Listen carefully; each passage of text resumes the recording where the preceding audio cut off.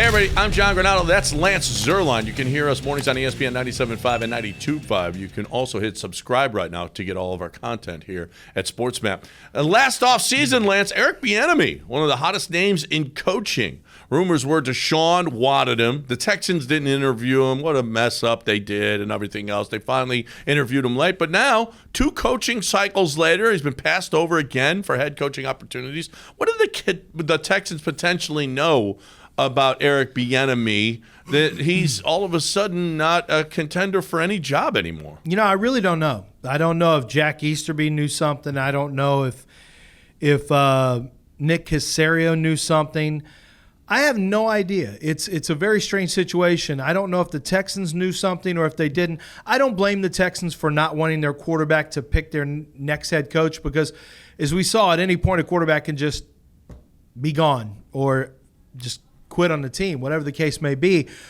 So you don't necessarily want them choosing who the head coach is going to be. They're not necessarily qualified to do that. However, I don't think it's crazy to think that Deshaun Watson, you know, you might want to include him in a way of having him be heard. I mean, he's the team leader, right? He's one of the at least he was one of the voices of the team. Maybe allowing him to have some input or at least have his voice heard would have been good. But it is a strange situation to see that Eric Bieniemy, 2 coaching cycle hires and general managers across the league, regardless of race, don't seem to have an interest in hiring Eric Bieniemy. Well, a couple of things. I think one is the media creates these things, and maybe he really wasn't, but because African-American and the media has been pushing this, that they wanted him to be the hot candidate, but then everybody that interviews him says, no, we don't want him. And then he's got his past, too. And we know that the Texans have taken players off their board because they have had incidents in college. Eric Bieniemy had a parking lot incident in college. But, man, that's a long time ago.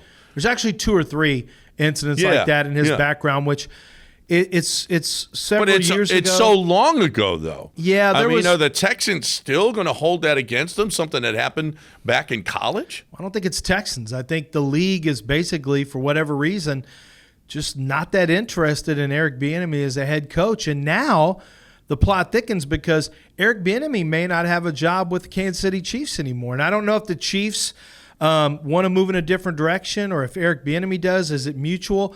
But, you know, the discussion over the last week has been that Eric Bieniemy may not be a Chief next year. His contract is set to expire, and they don't have a new contract. So if Eric Bieniemy knew he was going to be gone or thought he might be, his agent would have been looking for an offensive coordinator job somewhere else or maybe a head coaching job in college somewhere. And yet that didn't materialize. So I'm really interested to see what the future holds for him in Kansas City, number one. And then if I'm Eric Bieniemy and if you want to see me as a head coach, if you don't believe I'm a head coach, I'm going to go be a head coach somewhere, and it probably isn't going to be in the NFL. Do you go to college, John, and say, I'm going to reinvigorate your perception of me? Or maybe Eric just says, I'm doing this for me. I want to go be a leader of a team.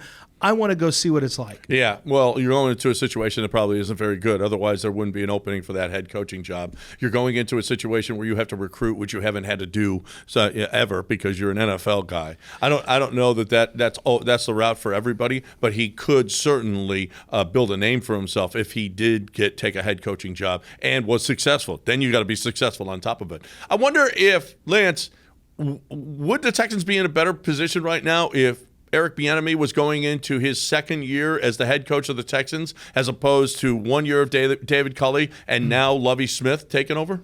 Yeah, probably so. I mean, it's basically you're saying is Eric Bieniemy is 2 years of Eric Bieniemy better than 1 year of Culley and 1 year of Lovie Smith. We'll see. We know that David Culley's year is a throwaway year. I don't even know what you're going to glean from that other than he gave you a respite from a tyrant and Bill O'Brien in the building. I don't really know what you're going to be able to glean from that year. I don't know what was gained from the David Culley year. I really don't. I have nice things to say about him, the person. I've heard great things from people with the Texans. Obviously headed in. David Culley had a really good reputation from a personal standpoint. I don't know what lasting impression that he is going to leave where you say, well, this is something, these two things he did really gave the Texans, some solid footing for Lovie Smith to grow on. So if they got it right with Lovie Smith and you get 1 year of Lovie Smith and you would have had 2 years with Eric Bieniemy and it wouldn't have been right after 2 years, then no, you got it right. But you'll never know with Eric Bieniemy. And just sight unseen, I would say a second year with an offensive-minded Eric Bieniemy, with the quarterback in Davis Mills, I'd say certainly better than currently David Culley and Lovie Smith. It would for be 2 years. just the Texans' luck. Eric Bieniemy becomes a great, great, great head coach, and they just decided to pass. But that would be very Texan of them.